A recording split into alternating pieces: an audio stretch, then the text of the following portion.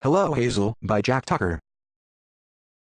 It was dark and quiet, slightly chilly as all airplanes are.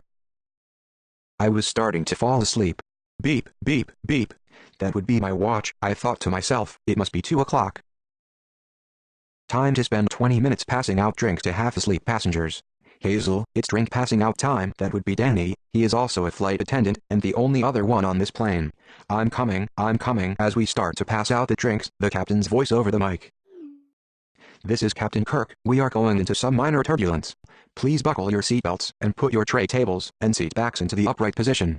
Danny and Hazel, please put away the drinks and come up to the cockpit. As we got in and closed the cockpit door, Captain Kirk looked at us and said very quietly, "Danny and Hazel, I'm afraid this doesn't look good, not very good at all." Well, apparently, part of the left wing had fallen off. On a twin-engine Boeing 737, that's bad, extremely bad. "Well, folks, unfortunately, we must make an emergency water landing," Captain Kirk said over the microphone. Danny and I knew this was bad, because in all the history of commercial aviation, there have never been a successful water landing. As I walked down the aisle to the lavatory, I saw several people look at me, their eyes full of tears. I could tell they knew what would happen. As I went inside the bathroom, I could feel the plane starting to move downward. I cried for several minutes. I had to stop when Captain Kirk called me over the intercom.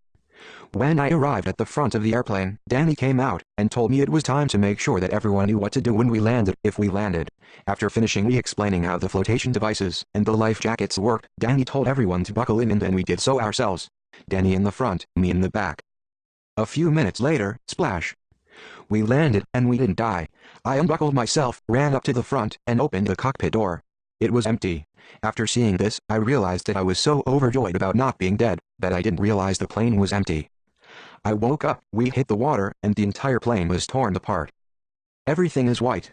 There is a pair of huge feet next to me. As I look up, I hear, "Hello, Hazel."